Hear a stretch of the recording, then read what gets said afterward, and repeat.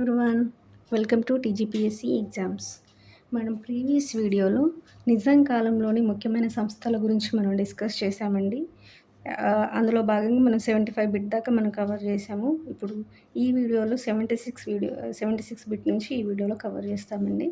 So 76 bit వచ్చేసరికి మనకి తొలగించబడిన విద్యార్థులకు అడ్మిషన్స్ ఇచ్చింది ఎవరు? సో అడ్మిషన్స్ ఇచ్చింది ఎవరు అంటే నాగ్పూర్ యూనివర్సిటీ అండి. అప్పుడు ఆ నాగ్పూర్ యూనివర్సిటీకి వైస్ ఛాన్సలర్ ఎవరంటే టీజే కేదార్ అండి. ఎవరు అప్పుడు నాగ్పూర్ యూనివర్సిటీకి ఉన్న వైస్ ఛాన్సలర్ అంటే టీజే కేదార్. సో విద్యార్థులు సైన్స్ విద్యార్థులు, ఆర్ట్స్ విద్యార్థులు ఉన్నారు కదండి. సో సైన్స్ విద్యార్థులకేమో నాగపూర్ క్యాంపస్ ఇచ్చారండి, ఆర్ట్స్ విద్యార్థులకేమో జబల్పూర్ క్యాంపస్ ఇచ్చారండి. సో ఇక్కడ మనం గుర్తుంచుకోవాల్సింది ఏంటంటే ఈ తొలగించబడిన విద్యార్థులకు అడ్మిషన్స్ ఇచ్చిన యూనివర్సిటీ ఏంటి అనేది ఇంపార్టెంట్ కాబట్టి నాగపూర్ యూనివర్సిటీ అని గుర్తుంచుకోవాలండి. మనకు సైన్స్ విద్యార్థులు వచ్చేసరికి నాగపూర్ క్యాంపస్, ఆర్ట్స్ విద్యార్థులు వచ్చేసరికి మనకి జబల్పూర్ క్యాంపస్ అని చెప్పి గుర్తుంచుకోవాలి. నెక్స్ట్ మనకి 1939లో వచ్చేసరికి వీళ్ళు వందే మాతర విద్యార్థి సంఘం ఏర్పాటు జరిగిందండి. సో ఇది ఎక్కడ జరిగిందంటే ఈ నాగ్పూర్లో ఉన్న విద్యార్థులు ఎవరైతే ఉన్నారో వారే వందే మాతర విద్యార్థి సంఘం ఏర్పాటు చేశారు. ఏ సంవత్సరం అంటే 1939. మనం నెక్స్ట్ బిట్ వచ్చేసరికి కౌన్సిల్ ఆఫ్ యాక్షన్ అనే కమిటీ విరాళాల సేకరణ చేసిందండి. ఎక్కడ చేసిందంటే నాగపూర్లో చదువుతున్న విద్యార్థులకు ఆర్థిక సహాయం చేయడానికి ఈ కౌన్సిల్ ఆఫ్ యాక్షన్ అనే కమిటీ విరాళాలు సేకరించింది. ఎందుకు సేకరించింది అని అంటే నాగపూర్లో చదువుతున్న విద్యార్థులకు ఆర్థిక సహాయం చేయడానికి. ఇప్పుడు ఇక్కడ ఓయూ నుంచి వెళ్ళిపోయి ఎవరైతే నాగపూర్లో చదువుతున్నారో వాళ్ళకి ఆర్థిక సహాయం చేయడం కోసం ఈ కౌన్సిల్ ఆఫ్ యాక్షన్ అనే కమిటీ ఏర్పడిందని గుర్తుంచుకోవాలండి. ఈ కమిటీలో ఎవరైతే విరాళాలు సేకరించారో వాళ్ళలో ముఖ్యమైన వారు ఎవరంటే ఒకరు వరదరాజులు, 2 కాళోజీ అండి. వరదరాజులు, కాళోజీ వీళ్ళు ఈ విరాళాల సేకరణలో కష్టపడినారండి. కౌన్సిల్ ఆఫ్ యాక్షన్ అనే కమిటీ ద్వారా వీళ్ళు విరాళాలు స్వీకరించారు. నెక్స్ట్ బిట్ వచ్చేసరికి ఓయూ విద్యార్థుల సమస్యలను గాంధీ, సుభాష్ చంద్రబోస్, నెహ్రూ దృష్టికి తీసుకెళ్లిన వారు ఎవరు? సో వీళ్ళు ఇట్లా కష్టపడుతున్నారు ఓయూ విద్యార్థులు వీళ్ళ సమస్యలు ఇవి అని చెప్పి గాంధీకి, సుభాష్ చంద్రబోస్కి, నెహ్రూకి వాళ్ళ దృష్టిలో పడేలాగా వాళ్ళకి తెలిసేలాగా చేసింది ఎవరంటే డాక్టర్ జయసూర్య అనే వ్యక్తి మనకి ఈ ఓయూ విద్యార్థుల సమస్యలను గాంధీ, సుభాష్ చంద్రబోస్, నెహ్రూకి తెలియజేశాడండి. ఎవరు తెలియజేశారంటే డాక్టర్ జయసూర్య అనే వ్యక్తి అని గుర్తుంచుకోవాలి. మనం నెక్స్ట్ బిట్ వచ్చేసరికి ఈ సమయంలో మనకి ఇంకా ఏం జరిగినాయి అంటే వైడి జోషి జుకాల్కర్ అనే వ్యక్తి సత్యాగ్రహం చేశాడండి. ఎవరు అంటే వైడి జోషి జుకాల్కర్ అనే వ్యక్తి. అంతేకాకుండా మనకి హనుమంతుడి ఫోటోలతో ర్యాలీ చేసింది ఎవరు అంటే వామన్ నాయక్ అండి. ఈ వామన్ నాయక్ హనుమంతుడి ఫోటోతో ర్యాలీ చేశాడు. అంతేకాకుండా హిందూ సివిల్ లిబర్టీ యూనియన్ కూడా సత్యాగ్రహంలో పాల్గొందండి. అంటే వీళ్ళందరూ ఇండివిజువల్గా సత్యాగ్రహం చేశారు. వామన్ నాయక్ హనుమంతుడి ఫోటోలతో ర్యాలీ చేశాడు. ఎందుకు అంటే వీళ్ళందరూ ఈ ఓయూ విద్యార్థుల మీద జరుగుతున్న అరాచకాలకు, ఓయూ విద్యార్థుల యొక్క సమస్యలను వీళ్ళు ఎండగడుతూ, అంతేకాకుండా మనకి ఈ వందే మాతర ఉద్యమం గురించి వీళ్ళు పాలు పంచుకున్నారంటే వందే మాతర ఉద్యమంలో ఈ విధంగా వీళ్ళు ఇండివిజువల్గా సత్యాగ్రహం చేస్తూ, అంతేకాకుండా మనకి ఈ జోషి జుకాల్కర్ అనే వ్యక్తి మనకి ప్రజామండలి హిందూ మహాసభ నాయకత్వంలో ఈయన సత్యాగ్రహం చేశాడని గుర్తుంచుకోవాలి. వామన్ నాయక్ వచ్చేసరికి హనుమంతుడి ఫోటోలతో ర్యాలీ చేశాడు నిరసనగా. మనకి ఈ హిందూ సివిల్ లిబర్టీ యూనియన్ అనే సంస్థ కూడా సత్యాగ్రహంలో పాల్గొంది అనేది మనం గుర్తుంచుకోవాలండి. నెక్స్ట్ బిట్ వచ్చేసరికి స్వదేశీ ఉద్యమం అండి. స్వదేశీ ఉద్యమం ఎప్పుడు జరిగింది మనకి ఏంటంటే ఫస్ట్ స్వదేశీ ఉద్యమం అనేది బ్రిటిష్ ఇండియాలో స్టార్ట్ అయిందండి. బ్రిటిష్ ఇండియాలో భాగమైన బెంగాల్లో మనకి 1905 అక్టోబర్ 16న స్టార్ట్ అయిందండి. మనం ఇప్పటిదాకా మన వందే మాతర ఉద్యమం ఎప్పుడండి 1938లో మనకు హైదరాబాద్లో జరిగింది. దాని గురించి డిస్కస్ చేసుకున్నాం ఇక్కడ దాకా. ఈ స్వదేశీ ఉద్యమం ఎప్పుడంటే దానికంటే ముందే మనకు 1905లోనే బెంగాల్లో స్టార్ట్ అయింది. ఏ డేట్ అంటే అక్టోబర్ 16. అసలు స్వదేశీ ఉద్యమం అంటే ఏంటి, ఎందుకు స్టార్ట్ అయింది ఉద్యమం అంటే ఈ స్వదేశీ ఉద్యమం అనేది బెంగాల్ విభజనకు వ్యతిరేకంగా స్టార్ట్ అయిందండి. అంటే బెంగాల్ని ఈస్ట్ బెంగాల్, వెస్ట్ బెంగాల్ అని విభజించడం వల్ల అక్కడ ఉన్న లోకల్స్ వాళ్ళకి నచ్చకుండా ఈ స్వదేశీ ఉద్యమాన్ని చేపట్టారు. ఈ స్వదేశీ ఉద్యమంలో పాల్గొన్న ఆర్య సమాజ్ నాయకులు ఎవరు అంటే కేశవరావు కొరాట్కర్, దామోదర్ సత్యలేఖర్. ఎవరు అంటే ఈ స్వదేశీ ఉద్యమంలో పాల్గొన్న ఆర్య సమాజ్ నాయకులు మనకు కేశవరావు కొరాట్కర్, దామోదర్ సత్యలేఖర్. సో ఈ స్వదేశీ ఉద్యమానికి హైదరాబాద్లో ఎవరు నాయకత్వం వహించారు? మనకు బెంగాల్‌లో స్టార్ట్ అయింది కదండీ! మరి హైదరాబాద్‌లో ఎవరు నాయకత్వం వహించారు అంటే అఘోరనాథ్ చటోపాధ్యాయ. సో, మనకిక్కడ గుర్తుంచుకోవాలి అఘోరనాథ్ చటోపాధ్యాయ స్వదేశీ ఉద్యమంలో హైదరాబాద్‌లో జరుగుతున్న దానికి నాయకత్వం వహించాడు. అంతేకాకుండా మనకు చాందా రైల్వే పథకం ఆందోళనలో కూడా ఈయన ముఖ్య పాత్ర పోషించాడని గుర్తుంచుకోవాలి. నెక్స్ట్ బిట్ వచ్చేసరికి మనకి ఈ ఈ స్వదేశీ ఉద్యమంలో భాగంగా మనకు వ్యాయామశాలలు, భజన మండలాలనేవి ఏర్పాటు చేయబడ్డాయండి. ఈ వ్యాయామశాలలు, భజన మండలాలు ఏం చేశాయంటే, మనకు హిందూ సమాజాన్ని స్వతంత్ర ఉద్యమం పట్ల ప్రేరేపించాయండి. అంటే హిందూ సమాజాన్ని ఇంకా వాళ్ళకి సపోర్ట్ చేశాయి ఈ వ్యాయామశాలలు, భజన మండలాలు అనేవి స్వాతంత్ర ఉద్యమం కోసం. సో, అందులో భాగంగా మనకు మహబూబ్ నగర్ భజన మండలి అనేది మనకి ఇంపార్టెంట్ అండి. ఇది తెలంగాణలో ఏర్పడిన భజన మండలి. ఏది అంటే మహబూబ్ నగర్ భజన మండలి. దీన్ని నిజాం గవర్నమెంట్ మూయించాడు తర్వాత అనేది గుర్తుంచుకోవాలి. సో, మనకు తెలంగాణలో అందులో హైదరాబాద్ సంస్థానంలో ఏర్పడిన భజన మండలి మహబూబ్ నగర్. దీన్ని మనకి నిజాం గవర్నమెంట్ మూయించాడు అనేది గుర్తుంచుకోవాలి. నెక్స్ట్ బిట్ వచ్చేసరికి నిజాం రాజ్యంలో స్వదేశీ ఉద్యమం కారణంగా రాజ్య బహిష్కరణ పొందిందెవరు? రాజ్య బహిష్కరణ అయిందెవరు ఈ స్వదేశీ ఉద్యమం కారణంగా అంటే మనకి అప్పాజీ తుల్లా పుర్కార్ అండి. అప్పాజీ తుల్లా పుర్కార్. ఇంకొక వ్యక్తి వచ్చేసరికి దామోదర్ సత్యలేఖ. సో, ఇద్దరు వ్యక్తుల్ని మనకి రాజ్య బహిష్కరణ చేశారండి నిజాం రాజ్యంలో. ఎందుకు అంటే వీళ్ళు స్వదేశీ ఉద్యమంలో పాల్గొన్నారన్న కారణం చేత వీళ్ళని రాజ్య బహిష్కరణ చేశారు. నెక్స్ట్ బిట్ వచ్చేసరికి మనకి హైదరాబాద్ నగరంలో స్వదేశీ వస్తువులను వాడాలని కరపత్రాలు విడుదల చేసిన సంస్థ ఏంటి? అంటే స్వదేశీ వస్తువులనే వాడండి మనము. అంటే ఇప్పుడు ఈ స్వదేశీ ఉద్యమం అనేది బ్రిటిష్ గవర్నమెంట్ గదా అండి. సో, స్వదేశీ వస్తువులను వాడాలి అని ఈ స్వదేశీ ఉద్యమంలో భాగంగా మనకి కరపత్రాలు విడుదల చేసిన సంస్థ వచ్చేసరికి ఫక్త్ ఆఫ్ రూల్స్ అండి. ఫక్త్ ఆఫ్ రూల్స్ అని గుర్తుంచుకోవాలి. ఇంకొక సంస్థ అంజుమన్ ఇక్వాన్ సఫా అనే సంస్థ కూడా స్వదేశీ ఉద్యమం గురించి ప్రచారం చేసిందండి. ఏంటది? అంజుమన్ ఇక్వాన్ సఫా. ఇంకో సంస్థ ఫర్డ్ అప్రోచ్ అనే సంస్థ కూడా మనకి స్వదేశీ ఉద్యమంలో పాల్గొంది. సో, ఈ 3 సంస్థలు మనకు స్వదేశీ ఉద్యమంలో పాల్గొన్నాయని గుర్తుంచుకోండి. ఒకటి ఫక్త్ ఆఫ్ రూల్స్, 2 అంజుమన్ ఇక్వాన్ సఫా, 3 ఫర్డ్ అప్రోచ్. నెక్స్ట్ బిట్ వచ్చేసరికి మనకి ఖిలాఫత్ ఉద్యమం అనేది మనకి ఏ ఇయర్‌లో జరిగింది? ఎవరు స్టార్ట్ చేశారు అంటే 1919లో జరిగిందండి ఖిలాఫత్ ఉద్యమం. మహమ్మద్ అలీ, షౌకత్ అలీ అనే ఇద్దరు ముస్లిం వ్యక్తులు ఈ ఖిలాఫత్ ఉద్యమాన్ని స్టార్ట్ చేశారండి. ఎందుకు ఈ ఖిలాఫత్ ఉద్యమం ఎందుకు జరిగింది అనంటే మనకి ఇది వచ్చేసరికి 1919లో ఫస్ట్ వరల్డ్ వార్ తర్వాత ఏం జరిగింది? బ్రిటిష్ వారు టర్కీని ఆక్రమించుకున్నారండి. టర్కీ దేశాన్ని బ్రిటిష్ వారు ఆక్రమించుకొని ఆ టర్కీ దేశంలో ఉన్న ఖలీఫా అనే పదవిని రద్దు చేశారండి. సో, ఖలీఫా అంటే అక్కడ వాళ్ళకి మత గురువు అండి. ఖలీఫా అంటే ఈ వీళ్ళ ఈ టర్కీ దేశంలో వాళ్ళ మత గురువు ఖలీఫా అనే వ్యక్తి. సో, ఈ ఖలీఫా పదవిని వీళ్ళు రద్దు చేశారు. రద్దు చేయడం వల్ల ఎవరు? బ్రిటిష్ వాళ్ళు. రద్దు చేయడం వల్ల ఇండియాలో ఉన్న ముస్లిమ్స్‌కి అది నచ్చలేదు. నచ్చకుండా ఈ ఖలీఫా పదవిని మళ్ళీ పునరుద్ధరించాలి అన్న ఉద్దేశంతోనే వీళ్ళు ఈ ఖిలాఫత్ ఉద్యమాన్ని 1919లో స్టార్ట్ చేశారండి. సో, ఎందుకొచ్చింది అనంటే ఈ ఖలీఫా పదవిని రద్దు చేయడం వల్ల. ఎక్కడ రద్దు చేశారంటే టర్కీలో. సో, ఇది మనం ఇంకా డీటెయిల్‌గా మనము ఇండియన్ హిస్టరీలో కూడా మనం డిస్కస్ చేస్తామండి. సో, అంతేకాకుండా ఇంకా మనం గుర్తుంచుకోవాల్సింది ఏంటంటే ముఖ్యంగా ఖిలాఫత్ ఉద్యమంలో ఆహ్, ఆహ్, మనకి ఎవరు దీనికి ఖిలాఫత్ ఉద్యమానికి సపోర్ట్ చేశారంటే మహాత్మా గాంధీ అండి.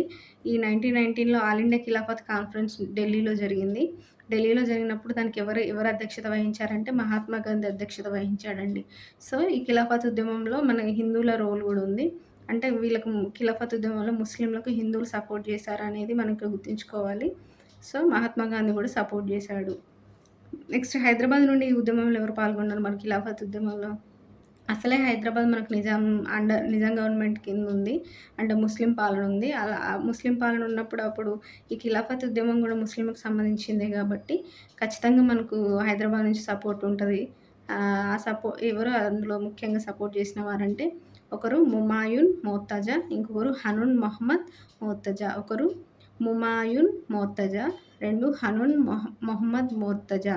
ఈ ఇద్దరు వ్యక్తులు ఇంపార్టెంట్ అండి హైదరాబాద్ నుంచి ఖిలాఫత్ ఉద్యమంలో పాల్గొన్న వారిలో.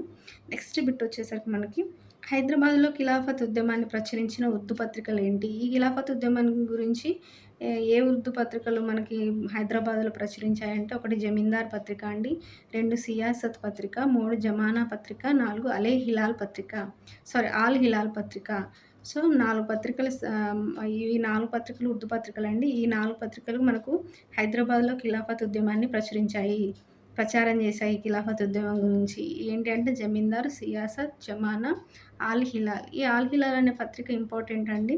సో దాని గురించి మనం డిస్కస్ చేయాలంటే ఆల్ హిలాల్ పత్రిక ఎవరి సంపాదకత్వంలో వెలువడింది అనేది ఇంపార్టెంట్. ఎవరి సంపాదకత్వంలో అంటే మౌలానా అబుల్ కలాం ఆజాద్ అండి. ఈ మౌలానా అబుల్ కలాం ఆజాద్ సంపాదకత్వంలోనే మనకు ఆల్ హిలాల్ అనే పత్రిక వెలువడిందని గుర్తుంచుకోవాలండి. అందుకే ఈ పత్రిక అనేది ఇంపార్టెంట్. నెక్స్ట్ బిట్ వచ్చేసరికి ద రెడ్ క్రిసెంట్ సొసైటీ స్థాపించింది ఎవరు? So the red crescent society స్థాపించింది ఎవరు అని అంటే ముల్లా అబ్దుల్ బాసిర్ అండి. ఎవరు అంటే ముల్లా అబ్దుల్ బాసిర్. ఈ ముల్లా అబ్దుల్ బాసిర్ ఎక్కడ స్థాపించాడు ద రెడ్ క్రిసెంట్ సొసైటీని అంటే హైదరాబాద్లోనే అండి. ఎందుకు స్థాపించబడింది? దీని ముఖ్య ఉద్దేశం ఏంటంటే ఇప్పుడు మనకి ఖిలాఫత్ ఉద్యమం జరుగుతుంది కదండి. సో ఖిలాఫత్ ఉద్యమంలో భాగంగానే వీళ్ళు టర్కీ ప్రధానికి విరాళం పంపడం కోసం నిజాం రాజ్యంలో ₹1,00,000 వీళ్ళు విరాళాలు వసూలు చేశారండి. అంటే ద రెడ్ క్రిసెంట్ సొసైటీ అనే సంస్థను స్థాపించి ఈ సంస్థ ద్వారా మనకు నిజాం రాజ్యంలో ₹1,00,000 వసూలు చేసి ఆ ₹1,00,000 మనకి టర్కీ ప్రధానికి విరాళంగా పంపారండి. అందుకే ఇది ద రెడ్ క్రిసెంట్ సొసైటీ స్థాపించబడింది హైదరాబాద్లో. ఎవరు స్థాపించారంటే ముల్లా అబ్దుల్ బాసిర్. మనకి నెక్స్ట్ బిట్ వచ్చేసరికి 1920 ఏప్రిల్ 23న ఏం జరిగింది? ఈ ఖిలాఫత్ డే సందర్భంగా హైదరాబాద్ వివేకవర్ధిని పాఠశాలలో బహిరంగ సభ ఏర్పాటు చేశారండి. ఎప్పుడు అనంటే 1920 ఏప్రిల్ 23. ఎక్కడ అంటే హైదరాబాద్ వివేకవర్ధిని పాఠశాలలో. ఏ డే సందర్భంగా అంటే ఖిలాఫత్ డే సందర్భంగా. నెక్స్ట్ మనకు అదే సంవత్సరం 1920 మే 5న హైదరాబాద్ ఖిలాఫత్ కమిటీ ఏర్పాటు జరిగిందండి. హైదరాబాద్ ఖిలాఫత్ కమిటీ ఆధ్వర్యంలో ఒక డిసిషన్ తీసుకున్నారండి. ఏంటంటే ఈ 1920 మే 5న ఐక్యతా దినంగా పాటించాలని హైదరాబాద్ ఖిలాఫత్ కమిటీ అనేది నిర్ణయం తీసుకుంది అనేది మనం ఇక్కడ గుర్తుంచుకోవాలి. అంతేకాకుండా మనకి నెక్స్ట్ బిట్ వచ్చేసరికి హైదరాబాద్ రాష్ట్ర సంస్కరణల సంఘం ఎప్పుడు ఏర్పడింది అంటే 1918 అండి. ఇది ఒక రాజకీయ సంస్థ. హైదరాబాద్ రాష్ట్ర సంస్కరణల సంఘం ఇంక పేరులోనే ఉంది మనకు రాష్ట్ర సంస్కరణల సంఘం అంటే సంస్కరణల కోసమే ఇది ఏర్పాటు చేయబడిన సంస్థ అని మనకి ఇక్కడ గుర్తుంచుకోవాలి. ఏ ఇయర్లో ఏర్పడిందంటే 1918 అండి. ఇది ఒక రాజకీయ సంస్థ అండి. అంటే రాజకీయాల్లో కూడా చురుకుగా పాల్గొంటుంది. సో రాజకీయాలలో చురుకుగా పాల్గొంటూనే మనకి హైదరాబాద్లో రాష్ట్ర సంస్కరణలు జరగాలని కోరుకునే సంస్థ ఇది. సో దీని ముఖ్య ఉద్దేశం ఏంటంటే మనం ఆల్రెడీ డిస్కస్ చేసాం. బాధ్యతాయుతమైన ప్రభుత్వం కోసం ఇది అనేక తీర్మానాలు చేసిందండి ఈ హైదరాబాద్ రాష్ట్ర సంస్కరణ సంఘం అనేది. సో ఏ ఇయర్లో ఏర్పడిందంటే 1918 అని గుర్తుంచుకోవాలి. నెక్స్ట్ బిట్ వచ్చేసరికి 91 అండి. మనకి సరపోజీ అనే వ్యక్తి ఎక్కడ అంటే మహబూబ్ నగర్లో ఖద్దరు వడికే పారిశ్రామిక సంస్థని ఏర్పాటు చేశాడండి. ఎవరు ఏర్పాటు చేశారంటే సరఫోజీ అండి. ఎక్కడ అంటే మహబూబ్ నగర్లో. ఏ పారిశ్రామిక సంస్థను ఏర్పాటు చేశారంటే ఖద్దరు వడికే పారిశ్రామిక సంస్థ అండి. అంతేకాకుండా బద్రుల్ హాసన్ అనే వ్యక్తి హైదరాబాద్ బుక్ డిపో అనే పుస్తక విక్రయశాలను ఏర్పాటు చేశాడండి. ఎవరు అంటే బద్రుల్ హాసన్. ఏ బుక్ డిపో అంటే హైదరాబాద్ బుక్ డిపో. ఇది ఒక పుస్తక విక్రయశాల అండి. పుస్తకాలు అమ్మే ఒక షాపు. సో దాన్ని బద్రుల్ హాసన్ ఏర్పాటు చేశాడు. ఇక్కడ మనం గుర్తుంచుకోవాల్సింది ఏంటంటే ఈ బద్రుల్ హాసన్ బొంబాయిలో చెరకాలు కొన్నాడండి. అంటే ఈ నూలు వడికే చెరకాలు ఉంటాయి కదండీ హ్యాండ్లూమ్స్. ఆ హ్యాండ్లూమ్స్‌ని మనకి బొంబాయిలో కొని హైదరాబాద్‌కి పంపించేశాడండి. ఎవరు? ఈ బద్రుల్ హాసన్. ఎందుకు చేశాడు అనంటే మనం ఇక్కడ గుర్తుంచుకోవాలి. వీళ్ళు ఓన్‌గా పారిశ్రామిక సంస్థలను అంటే హ్యాండ్లూమ్‌కి సంబంధించిన సంస్థలను వీళ్ళు ఎంకరేజ్ చేస్తున్నారు అనంటే వీళ్ళు మనం ఆల్రెడీ స్వదేశీ ఉద్యమంలో భాగంగా అనుకున్నాం కదండీ. స్వదేశీ వస్తువులనే వాడాలి అనేది దాని ముఖ్య ఉద్దేశం కదా. సో అందులో భాగంగానే మనకు సరపోజీ కానీ బద్రుల్ హాసన్ కానీ వీళ్ళు మన సొంత పారిశ్రామిక సంస్థలనే ఎంకరేజ్ చేయాలి అని చెప్పి వీళ్ళు సరపోజీ ఏమో ఖద్దరువాడికి పారిశ్రామిక సంస్థను ఏర్పాటు చేశాడు మహబూబ్ నగర్లో. బద్రుల్ హాసన్ వచ్చేసరికి మనకి హైదరాబాద్ బుక్ డిపో ఏర్పాటు చేశాడు. ఈ హైదరాబాద్ బుక్ డిపో అనేది ఒక పుస్తక విక్రయశాల. అంతేకాకుండా ఇంకా బద్రుల్ హాసన్ ఏం చేశాడంటే మనకు బొంబాయిలో చెరకాలు కొని హైదరాబాద్‌కు పంపించేశాడు. నెక్స్ట్ బిట్ వచ్చేసరికి మనకి ఖాదీ ఉద్యమ వ్యాప్తికి కృషి చేసింది ఎవరు? సో, ఖాదీ ఉద్యమ వ్యాప్తికి ఎవరు కృషి చేశారంటే పద్మజ నాయుడు అండి. పద్మజ నాయుడు ఎవరు అంటే మనకు సరోజినీ నాయుడు వాళ్ళ కూతురు అని తెలుసు. సో, ఈ పద్మజ నాయుడు నెక్స్ట్ బద్రుల్ హాసన్ ఆల్రెడీ ఇక్కడ మనం డిస్కస్ చేసుకున్నాం. ఇక్కడ కూడా ఆయన చేసింది అదే. నెక్స్ట్ వచ్చేసరికి బారిస్టర్ శ్రీకృష్ణ అనే వ్యక్తి, తర్వాత జఫర్ హాసన్ అనే వ్యక్తి, ఇలా చాలామంది మనకి ఖాదీ ఉద్యమ వ్యాప్తిలో కృషి చేశారండి. అందులో ముఖ్యమైన వారు వీరు. నెక్స్ట్ బిట్ వచ్చేసరికి మనకి బొంబాయి గ్రాండ్ మెడికల్ కాలేజ్‌లో జయసూర్య అనే వ్యక్తి మనకి మెడిసిన్ చదువుతున్నాడండి. ఎక్కడ చదువుతున్నాడంటే బొంబాయి గ్రాంట్ మెడికల్ కాలేజ్‌లో. ఈ జయసూర్య అనే వ్యక్తి ఏ ఏ స్టేట్‌కి సంబంధించిన వాడు అంటే, ఏ సంస్థానానికి సంబంధించిన వాడు అంటే హైదరాబాద్ సంస్థానానికి సంబంధించిన వాడండి ఈ జయసూర్య. ఈయన కూడా ఏం చేశాడంటే ఆ మెడిసిన్‌కి ఈయన మెడిసిన్ చదవకుండా ఆపేసి మనకి ఈ ఉద్యమంలో పాల్గొన్నాడండి. ఏ ఇయర్‌లో అంటే 1921లో. ఏ ఇయర్ అంటే 1921లో ఆయన విద్య ఆపేసి మరి ఈ ఈ జయసూర్య అనే వ్యక్తి హైదరాబాద్ సంస్థానానికి చెందిన వ్యక్తి మనకి ఈ ఉద్యమంలో పాల్గొన్నాడు అనేది గుర్తుంచుకోవాలి. నెక్స్ట్ వచ్చేసరికి మనకి కాకినాడ ఉప్పు సత్యాగ్రహంలో పాల్గొన్నది ఎవరు అని అంటే హైదరాబాద్ సంస్థానం నుంచి రావి నారాయణ రెడ్డి, నెక్స్ట్ బద్దం ఎల్లారెడ్డి అండి. వీళ్ళిద్దరు కమ్యూనిస్ట్ భావజాలాలు గల వ్యక్తులు. మనం ఇంకా ఆ చాప్టర్ వచ్చినప్పుడు కమ్యూనిస్టుల గురించి చదివేటప్పుడు వీళ్ళ గురించి ఇంకా డీటెయిల్‌గా చదువుతాం. ఎవరు? రావి నారాయణ రెడ్డి, నెక్స్ట్ బద్దం ఎల్లారెడ్డి. వీళ్ళిద్దరూ కాకినాడ ఉప్పు సత్యాగ్రహంలో పాల్గొన్నారని గుర్తుంచుకోవాలండి. నెక్స్ట్ బిట్ వచ్చేసరికి మనకి హైదరాబాద్‌లో క్విట్ ఇండియా ఉద్యమం వ్యాప్తి ఎవరు చేశారు? సో, హైదరాబాద్‌లో క్విట్ ఇండియా ఉద్యమాన్ని ఎవరు వ్యాప్తి చేశారంటే జీఎస్ మెల్కోటే అనే వ్యక్తి అండి. ఎవరు అంటే జీఎస్ మెల్కోటే. ఈ సందర్భంగా బ్రిటిష్ రెసిడెన్స్‌పై ఏఎన్సీ జెండా ఎగురవేసింది ఎవరు అంటే పద్మజ నాయుడు అండి. సో, ఈ క్విట్ ఇండియా ఉద్యమం యొక్క పర్పస్ ఏంటి? బ్రిటిష్ వాళ్ళు ఇండియాను వెంటనే వదిలి వెళ్ళిపోవాలి అని కదా అండి. సో, ఆ పర్పస్‌లో భాగంగానే మన హైదరాబాద్‌లో ఉన్న బ్రిటిష్ రెసిడెన్సీ పైన మనకి ఇండియన్ నేషనల్ కాంగ్రెస్ యొక్క జెండాని ఎగురవేసింది ఎవరు అంటే పద్మజ నాయుడు అండి. సరోజినీ నాయుడు వాళ్ళ కుమార్తె. ఈ సందర్భంగా ఇంకేం జరిగినాయి అంటే మనకి ఈ క్విట్ ఇండియా ఉద్యమాలలో భాగంగా హైదరాబాద్‌లో రహస్యంగా ఉద్యమాన్ని నడిపింది అరుణ ఆసఫ్ అలీ అండి. ఈమె భారతదేశంలో కూడా మనకి ఈ క్విట్ ఇండియా ఉద్యమం పైన ఈమె రహస్యంగా ఉద్యమాన్ని చేపడుతది. సో, హైదరాబాద్‌లో కూడా ఆహ్, ఈమె ఈమె కాంట్రిబ్యూషన్ ఉంది మనకి క్విట్ ఇండియా ఉద్యమంలో అనేది మనం గుర్తుంచుకోవాలి. నెక్స్ట్ వచ్చేసరికి వరంగల్‌లో క్విట్ ఇండియా ఉద్యమాన్ని ఎవరు నడిపారు అనంటే ఎస్ఎస్ రాజలింగం అనే వ్యక్తి మనకు వరంగల్‌లో క్విట్ ఇండియా ఉద్యమాన్ని వ్యాప్తి చేశాడండి. సో, ఈ క్విట్ ఇండియా ఉద్యమం హైదరాబాద్ సంస్థానంలో ఎలా జరిగిందనేది మనం ఈ బిట్‌లో డిస్కస్ చేసుకుందాం.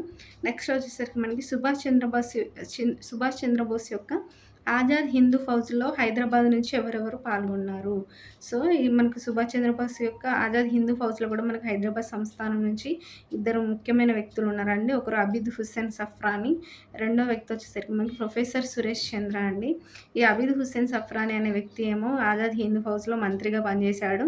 ఇంకో ప్రొఫెసర్ సురేష్ చంద్ర వచ్చేసరికి మనకి ఆజాద్ హిందూ ఫౌజ్‌లో అంతరంగిక కార్యదర్శిగా పనిచేశాడండి. వీళ్ళిద్దరూ ఇంపార్టెంట్ రోల్ ప్లే చేశారు ఆజాద్ హిందూ ఫౌజ్‌లో అనేది మనం గుర్తుంచుకోవాలి.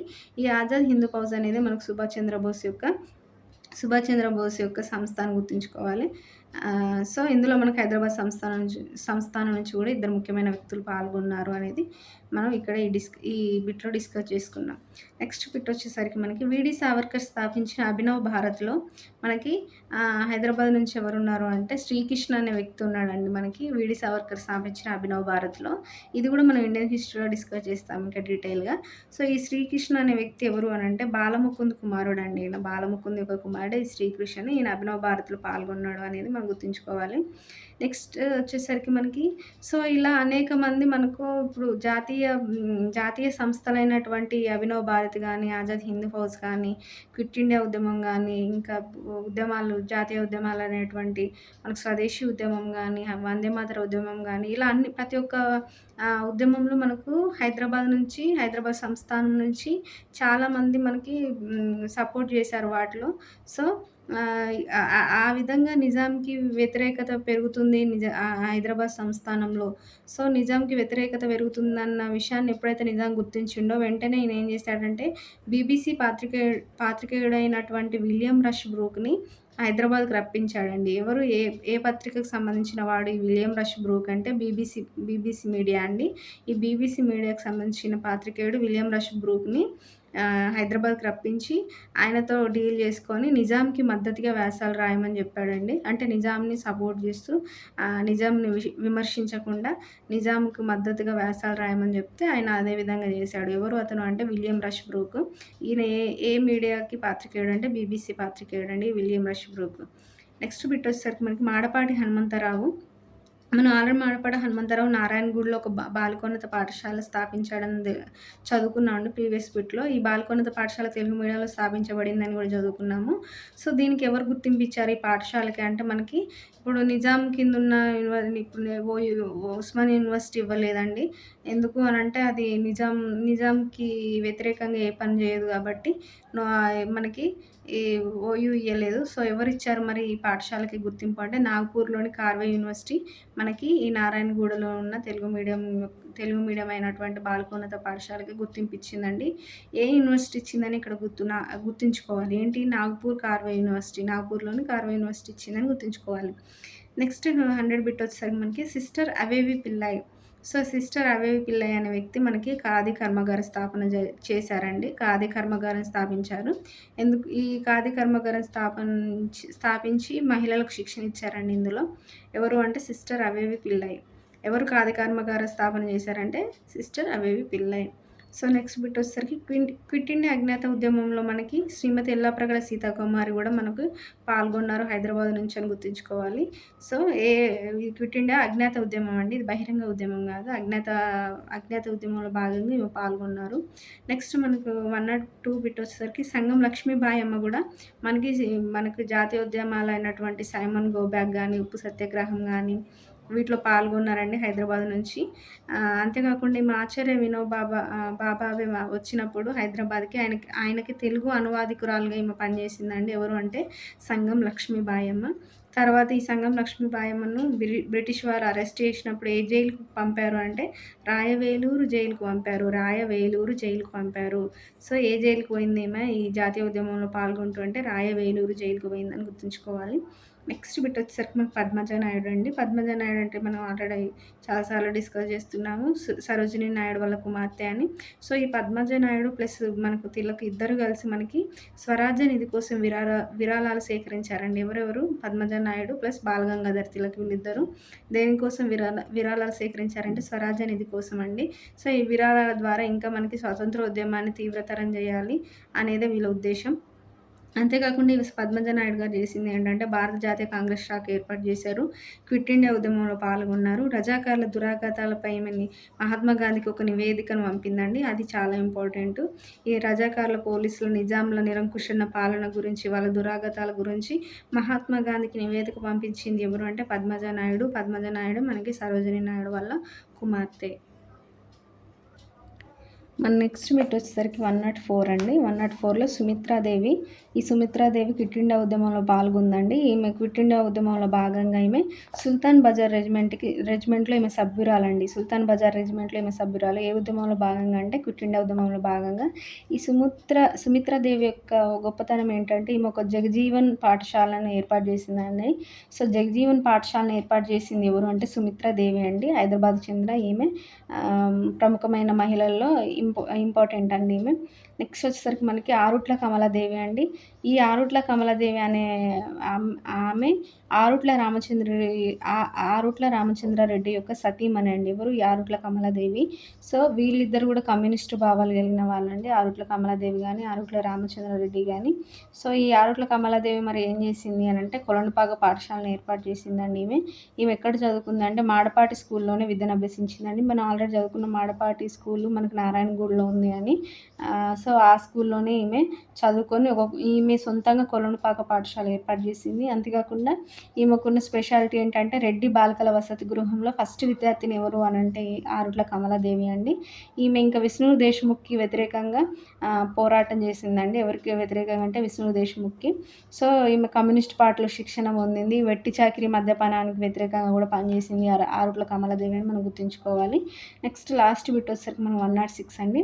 విమలాబాయి మేల్కో మేల్కోటే. విమలాబాయి మేల్కోటే ఎవరు ఏం చేసిందంటే ఈమె క్విట్ ఇండియా ఉద్యమంలో చురుకుగా పాల్గొందండి విమలాబాయి మేల్కోటే. అంతేకాకుండా ఈమె ఆఫ్టర్ ఇండిపెండెన్స్ మనకు స్వతంత్రం వచ్చిన తర్వాత గూడా కుటుంబ నియంత్రణ ఖాదీ బోర్డ్ అధ్యక్షురాలుగా పనిచేసిందండి విమలాబాయి మేల్కోటే. సో, మనకి వీళ్ళు హైదరాబాద్ సంస్థానం నుంచి ఉన్న ప్రముఖమైన వ్యక్తులండి. వీళ్ళు జాతీయ ఉద్యమాలలో పాల్గొన్నారు. అంతేకాకుండా ఈ అందులో ముఖ్యమైన విమలాబాయి మేల్కోటే ఆఫ్టర్ ఇండిపెండెన్స్ కుటుంబ నియంత్రణ ఖాదీ బోర్డ్ అధ్యక్షురాలుగా కూడా పనిచేసింది. ఈమె క్విట్ ఇండియా ఉద్యమంలో చురుకుగా పాల్గొందని మనం డిస్కస్ చేసామండి. సో, ఇక్కడికి మనకి ఈ 106 బిట్‌లో మనము నిజాం కాలంలో ఉన్న ముఖ్యమైన సంస్థలు, ఈవెంట్స్ అన్నీ మనం కూలంకషంగా మనం డిస్కస్ చేసుకున్నామండి. ఇంపార్టెంట్ బిట్స్ అన్నీ మనం డీటెయిల్‌గా ఏ బిట్ మిస్ కాకుండా మనము డిస్కస్ చేసుకున్నాము.